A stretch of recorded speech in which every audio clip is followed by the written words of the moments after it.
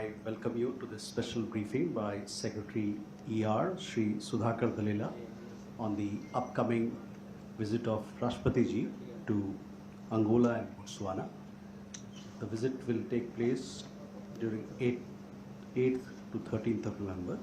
Let me also inform you that this happens to be the maiden press briefing of Secretary ER. So while the visit is so important, this is also a special attribute of this particular briefing. We also have with us Srimati Manisha Verma, Press Secretary to Rashtrapati Ji, as also Sri Sevala Naik Mude, Additional Secretary, who looks after Central and West Africa, and Sri Janesh Kain, Joint Secretary, who looks after Eastern and Southern Africa. With that, I invite Secretary ER for his opening remarks on the upcoming state visit. Sir.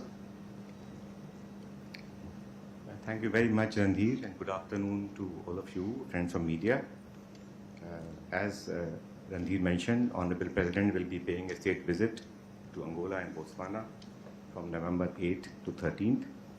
This will be the first ever state visit by an Indian head of state to Angola and Botswana. As all of you are familiar, India's engagement with Africa has been growing across all key pillars, from political to trade and economic to development partnership and people-to-people connections. There have been numerous high-level political engagements at the level of head of state, head of government, vice president, EAM. These engagements have allowed us to deepen our cooperation with the African region across sectors. India's engagement with Africa is guided by 10 principles outlined by Honorable Prime Minister in 2018 while addressing the Parliament of Uganda. Our expanding ties with Africa align with the development agenda of the African continent, which is reflected in their Agenda 2063 document. The India-Africa Forum Summit provides a comprehensive framework for dialogue and cooperation with the African region.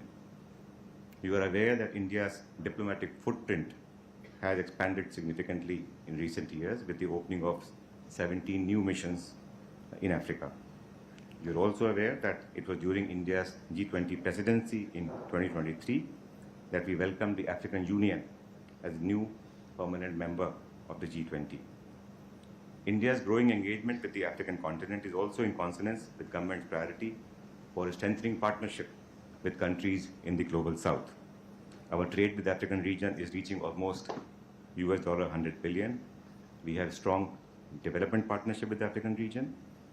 Over 3 million strong Indian diaspora across the African region continues to serve as a bridge for fostering cultural and economic linkages. The visit of Honorable Rashtrapati Ji has to be seen in this larger context of high priority accorded by Government of India in expanding partnership with the African region. Honorable Rashtrapati Ji will be visiting first Angola from 8th to 11th November at the invitation of her counterpart from Angola. You will also recall that earlier this year in May, Angolan President had paid a successful visit to India. He had extended an invitation to Honorable President to visit Angola and to also participate in the 50th anniversary celebrations of Angola's independence. India had consistently supported Angolan freedom struggle, as many of you would know. Further, India and Angola are celebrating the 40th anniversary of the establishment of diplomatic relations this year. President of Angola is currently the chairperson of the African Union. So for all these reasons, the visit of Honorable Rashtrapati Ji assumes significance. During her visit, Honorable President will be holding bilateral talks with the President of Angola. She will be attending the 50th anniversary celebrations of Angola's independence on 11th November. Honorable President is scheduled to address the Angolan Parliament and to interact with members of the Indian community of Angola. India and Angola, of course, enjoy very close ties of friendship and cooperation, which have been growing across sectors. We have a vibrant energy partnership with Angola. Building on the momentum imparted by the visit of Angolan President to India this year, the state visit of Honorable Rashtrapati Ji will provide an opportunity to review entire gamut of bilateral ties and to expand mutually beneficial cooperation in sectors such as agriculture, health, energy, trade and investments, technology, infrastructure development, defense, and people-to-people connections. On the second leg of visit, Honorable Rashtrapati will be visiting Botswana from 11 to 13 November at the invitation of the President of Botswana, His Excellency Duma Gideon Boko. The state visit underscores India's commitment to strengthen its long-standing and friendly ties with Botswana. During the visit, Honorable Rashtrapati will be holding bilateral talks with her counterpart. The two leaders will discuss and explore new avenues for enhancing bilateral cooperation in areas such as trade and investments, technology, energy, agriculture, health, pharmaceuticals, defense, and people-to-people ties. In Botswana as well, the Honorable President is scheduled to address the National Assembly of Botswana and visits sites of cultural and historical importance. Several dignitaries from Botswana will call on Honorable Rashtrapati during her visit. I may add that India and Botswana will be celebrating 60th anniversary or 60 years of establishment of diplomatic relations next year. Botswana's Vision 2036 document outlines its effort to diversify its economy and to become a high-income society. In this context, the visit will provide us an opportunity to appreciate their priorities and discuss how Indian business community can partner with their Botswana counterpart in identified sectors. We are also engaging with Botswana for translocation of cheetahs to India as part of Project Cheetah and expecting good progress in this regard. In both Angola and Botswana, we have vibrant Indian community. Honorable Rashtrapati will be interacting with them in Luanda and Gabon. The upcoming visit of Honorable Rashtrapati is therefore very important, and we are expecting important outcomes in the form of MOUs or other announcements. We are confident that the visit of Honorable Rashtrapati will further strengthen India's long-standing collaborative ties with Angola and Botswana and open up new avenues for collaboration and expanding our partnership. It is also, as I said earlier, reflective of India's firm commitment to further strengthen its multifaceted partnership with the African continent. With these words, I would be happy to respond to any question that you may have. Thank you. Thank you. With that, we open the floor for questions. We'll take a couple of questions together. So, yeah, first, Huma. Sir, I have two questions. My name is Huma Siddiqui and I'm from Stat News Global. Angola is going to resume the presidency of the African Union next year. So, how important would be energy and food security when you are there in Angola? Will that and would any agreement in the energy sector be signed? And my second question is, in the defense and the space sector, is there anything on the cards?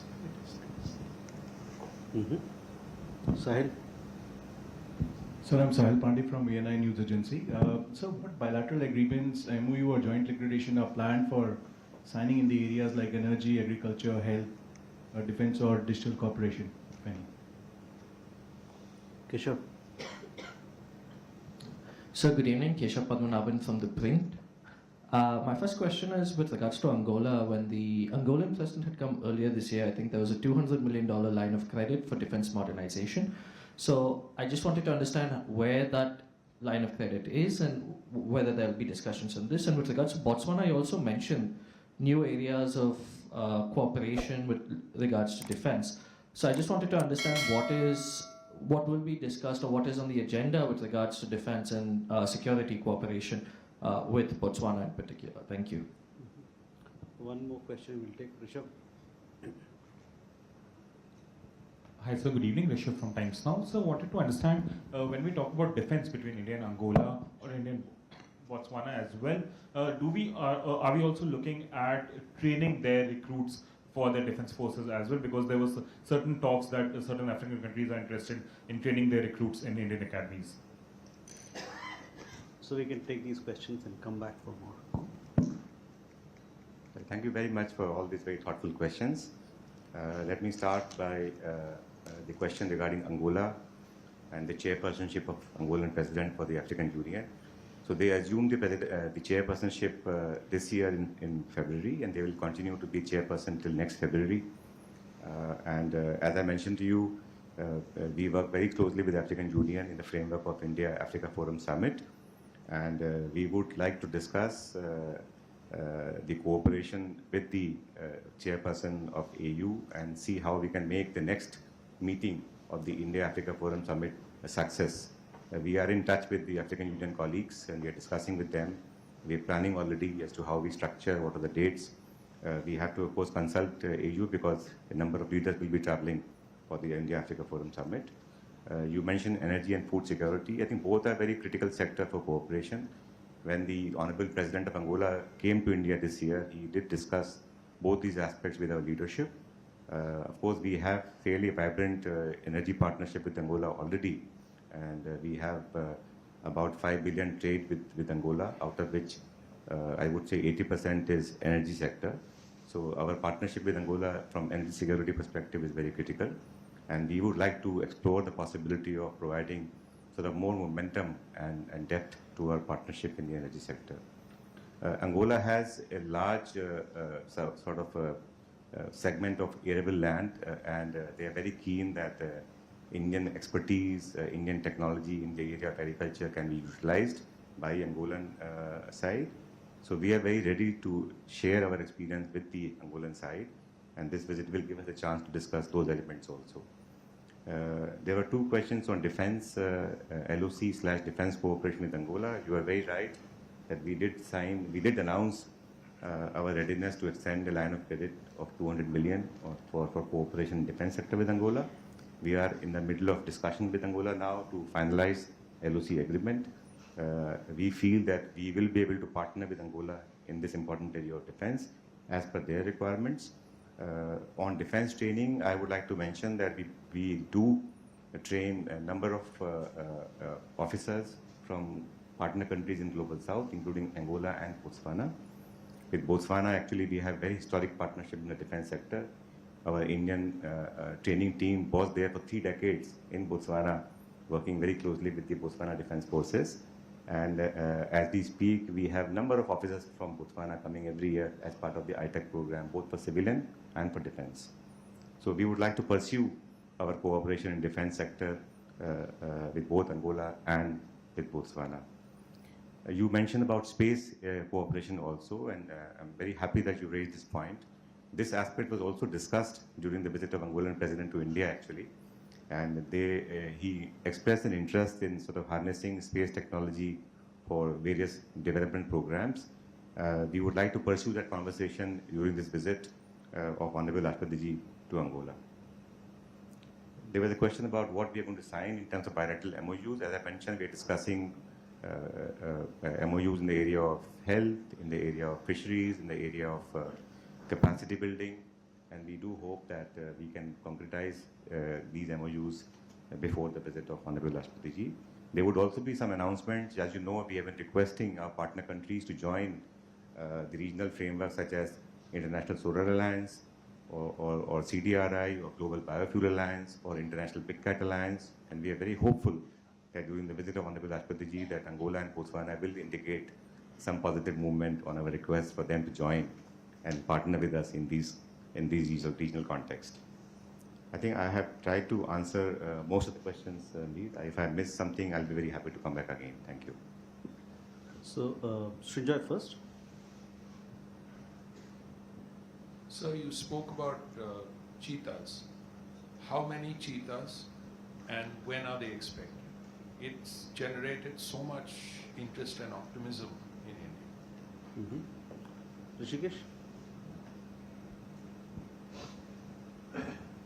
Sir, Rishikesh from PTI. So, is India exploring to boost its oil imports from Angola? And as we have seen in the past, China has offered a huge amount of loan to Angola in exchange of oil imports.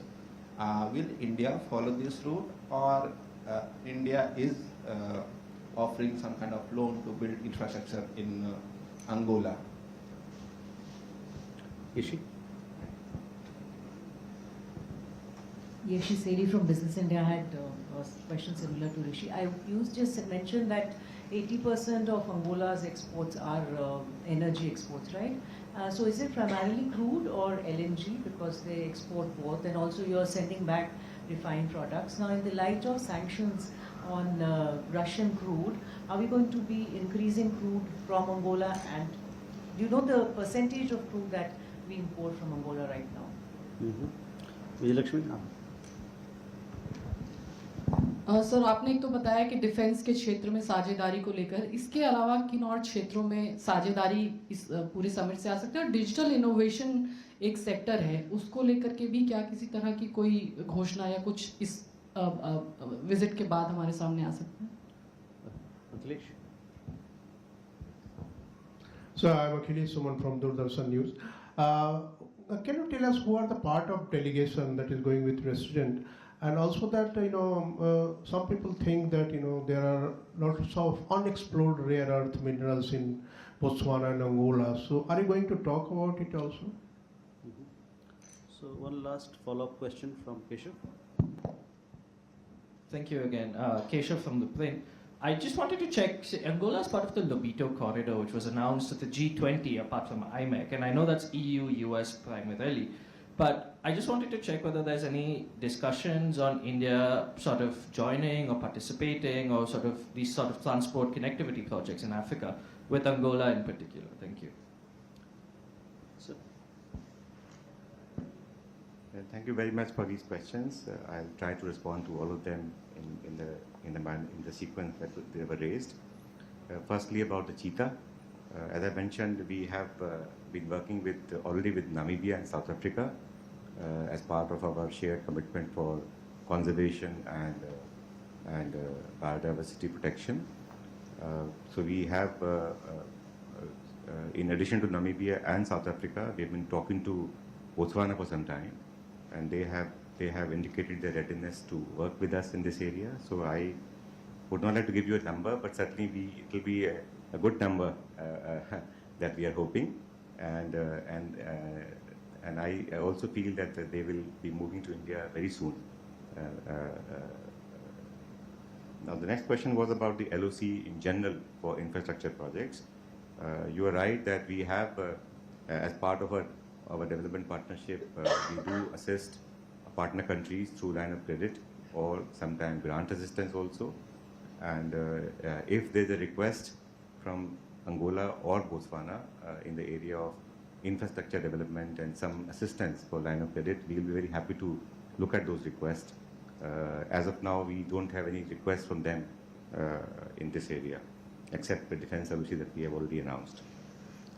In terms of import from Angola right now, we do import crude and we do import LNG also. You're very right. As I mentioned to you, last year our imports were of the order of $4 billion. And we would like to discuss with Angola as to how we can strengthen our partnership going forward, as Angola is the second largest supplier of energy from Africa. So this is a very important area of cooperation for us. We do also export refined products to Angola, as you mentioned. In the area of DPIs and digital innovation, yes, we are very keen to share our expertise and experience in the area of digital innovation, digital stack, digital technology, DPI, and there is a degree of interest both in Angola and Botswana, and I think this visit will give us a clear idea as to what exactly the requirements are from these two partner countries, and we will be very happy to strengthen our partnership in both these areas. In terms of rail network, there was a question about rail connectivity and the corridor that you mentioned. Of course, Angola has a sizable rail corridor, and I gather that they are trying to develop more connectivity towards Namibia as also towards Zambia, or DRC, sorry, and they are trying to sort of look at the possibility of partnership in the area of rail infrastructure. So again, we haven't received any clear concrete proposal from Angola, but maybe during this visit, this issue may come up for discussion, and we will be very happy to engage and see what are the possibilities in this direction. We have tremendous capacity, of course, in the rail sector, and we have been working in Africa in rail sector with Mozambique and other countries. Mineral resources, some colleague mentioned, certainly yes, aapne pucha tha.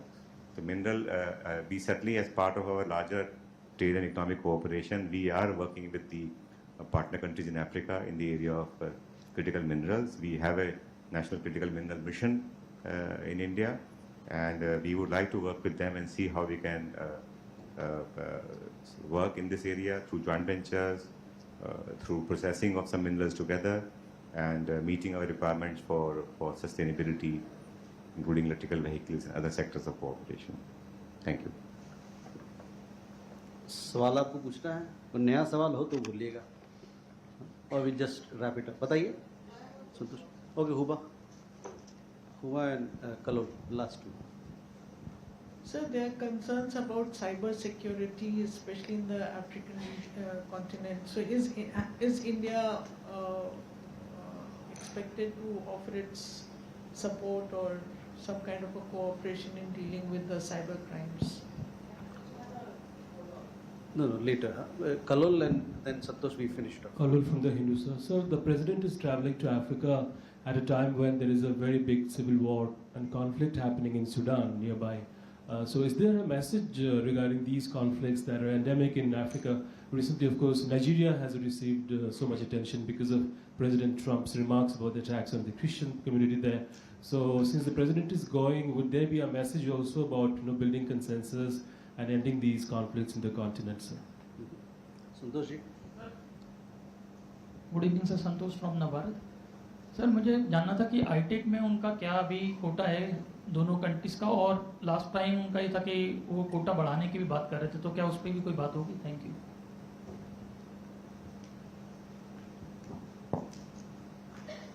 Yeah, good. Well, thank you very much again for these very thoughtful questions. Regarding the ITEC, the last question about ITEC, as I mentioned to you, we have a very robust partnership for capacity building with Botswana. I mentioned to you in the last 10 years, almost 750 professionals and students, civil servants have come to India for training program across India in different sectors, including defense area. And if there is a requirement for more slots in certain area, we'll be very happy to have a customized program also for our partner countries from Global South. So ITEC, in capacity building, I think we will be very supportive to any request for enhanced partnership.